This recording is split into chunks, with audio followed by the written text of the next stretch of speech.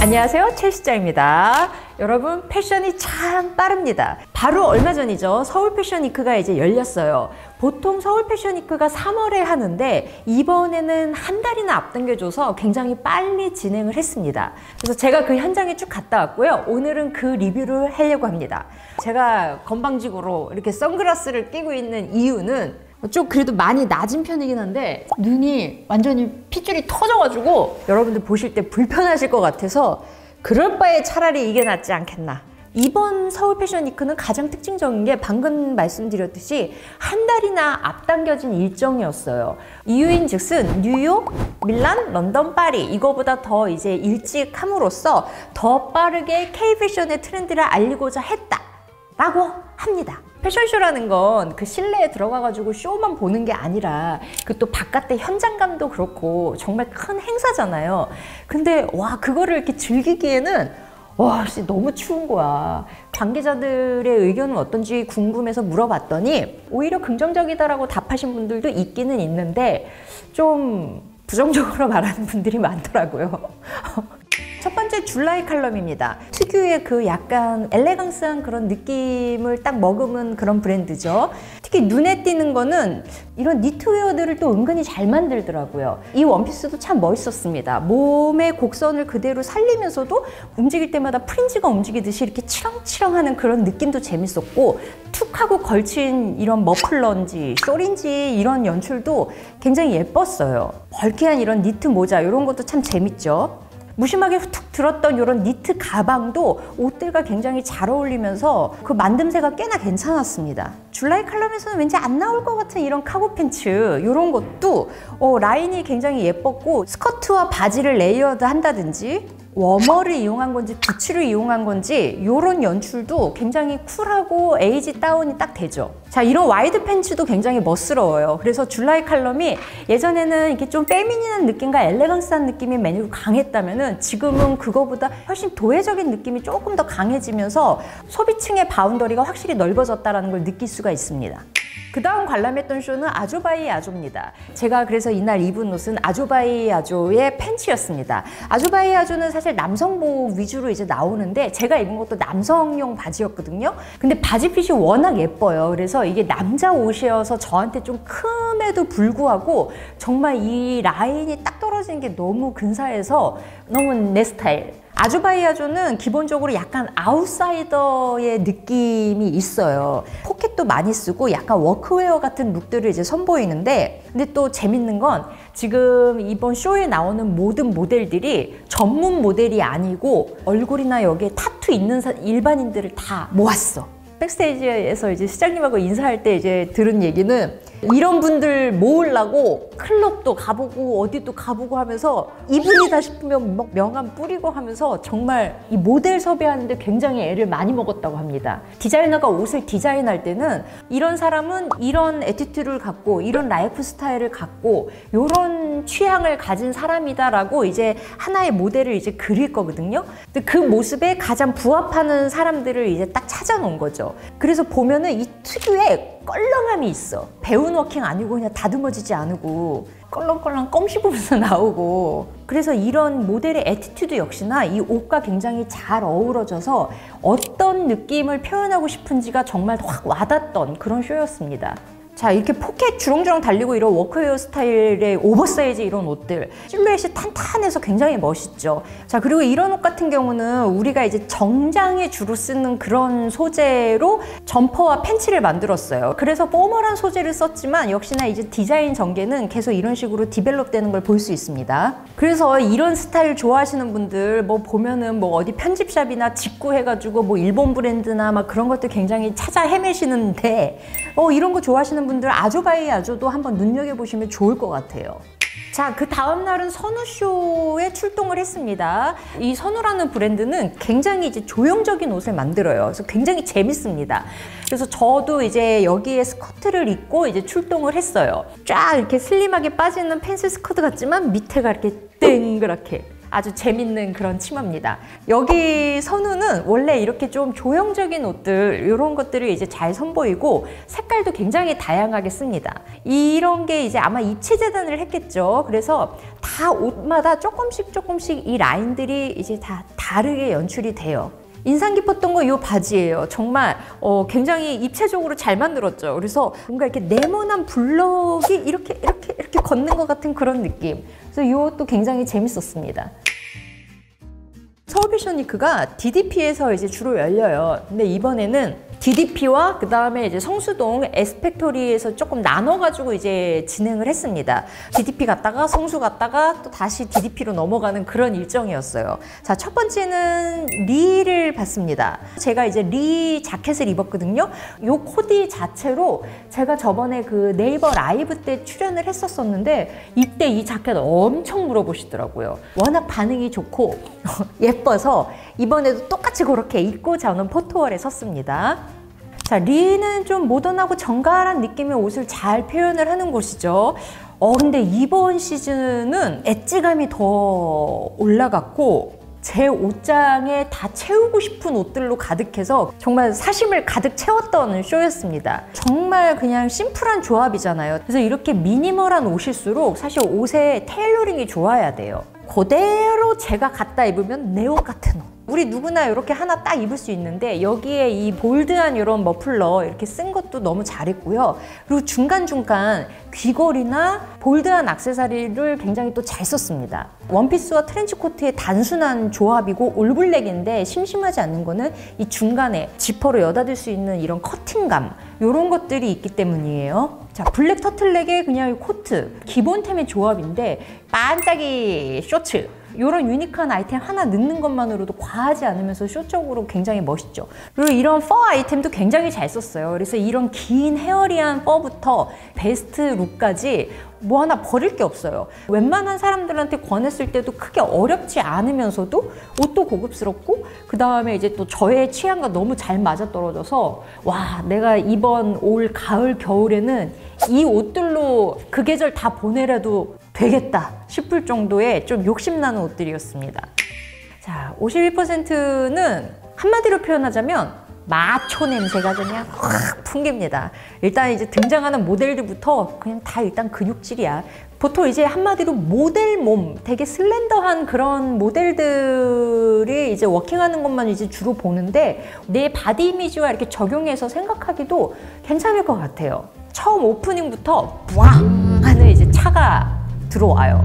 이게 성수동 엑스팩토리에서 하니까 이제 그 연출이 가능했겠죠? 옷들은 또 굉장히 캐주얼한 옷들이 많거든요. 여러분들이 실생활에서 이렇게 적용해서 입기 좋은 옷들도 굉장히 많이 있습니다. 스트리트적이고 이렇게 좀 캐주얼한 그런 브랜드들은 이 공간이 훨씬 또 쇼를 할 때는 더 잘 맞는 것 같기도 해요. 그래서 이 시드도 나쁘지는 않았다고 생각합니다. 그 다음 쇼는 프롬웨어리였어요. 자, 여기 같은 경우는 여러분들 그냥 어렵지 않게 이렇게 쇼핑을 해서 이렇게 입기 좋은 아이템들이 이렇게 쭉 많이 나와요. 그레이 컬러와 포인트로 옐로우를 많이 썼더라고요. 팔워머, 레그워머, 토시 이런 것들을 되게 적시적소의 스타일링에 굉장히 잘 썼어요. 그래서 이런 스타일링적인 것들도 참고하기 굉장히 좋고 아이템들 하나하나 이런 조합들이 우리가 그냥 바로 쇼핑해서 여러분들이 적용해서 입기가 어렵지 않습니다. 근데 요즘 애들이 다양성이 굉장히 중요시되고 있어서 이제 나이적으로 봤을 때는 이제 시니어 모델도 많이 이제 보이고요. 이번에 프롬웨어는 이렇게 프린지 디테일을 좀 많이 썼더라고요. 그래서 스웨이드의 프린지를 넣으면 약간 웨스턴 무드도 조금 느껴지고 하잖아요. 웨스턴 부츠나 뭐 이런 것들을 이용한다면 여러분들이 또 맛을 더 낼 수 있는 그런 여지가 있습니다. 저는 참고로 이날 롱 무스탕을 입었는데 그 전후로는 옷들이 이제 얇으니까 오돌오돌 떨었는데 아, 요거 입고 아주 그냥 따뜻해서 얼마나 든든했는지 몰라. 다시 DDP로 넘어가서 얼킨 쇼예요.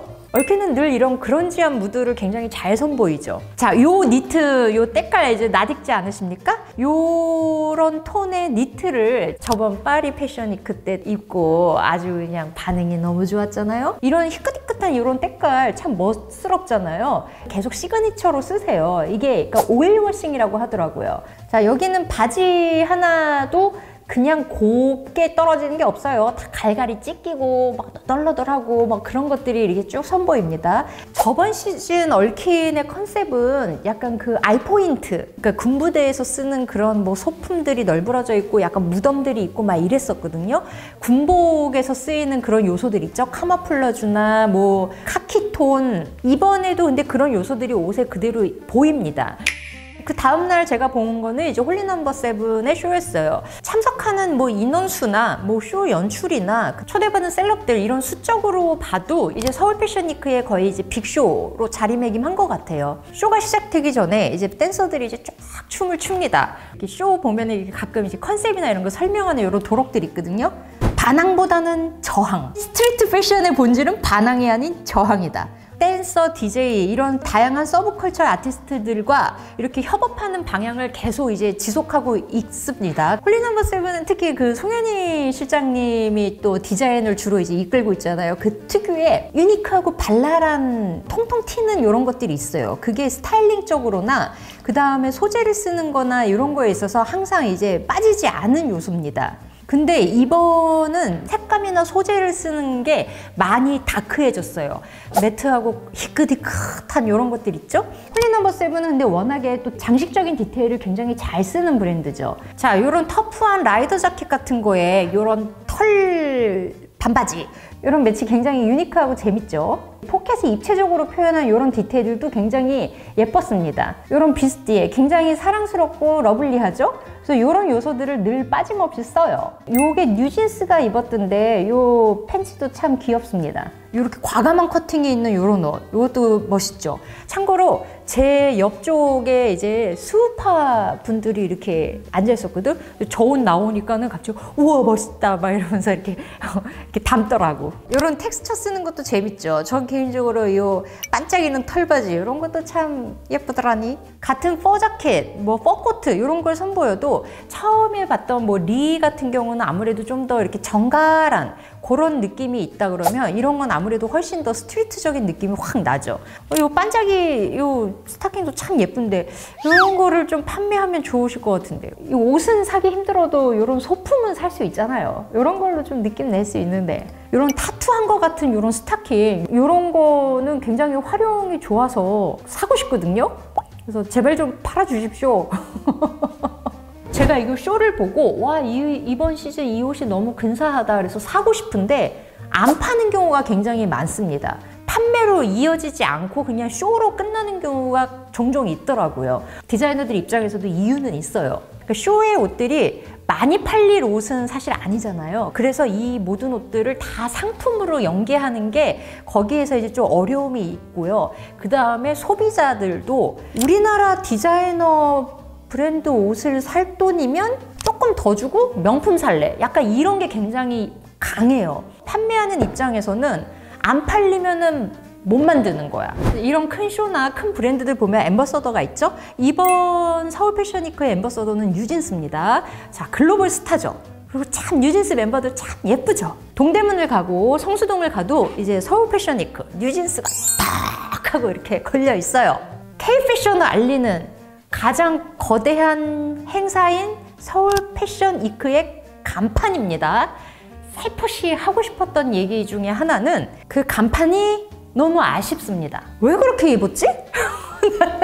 그 예쁜 친구들의 매력도 사실 살릴 수가 없고요. 셀렉해서 입은 옷들도 잘 모르겠어요. 서울 패션위크에 참석하는 그 브랜드들의 옷을 이제 입었을 거죠.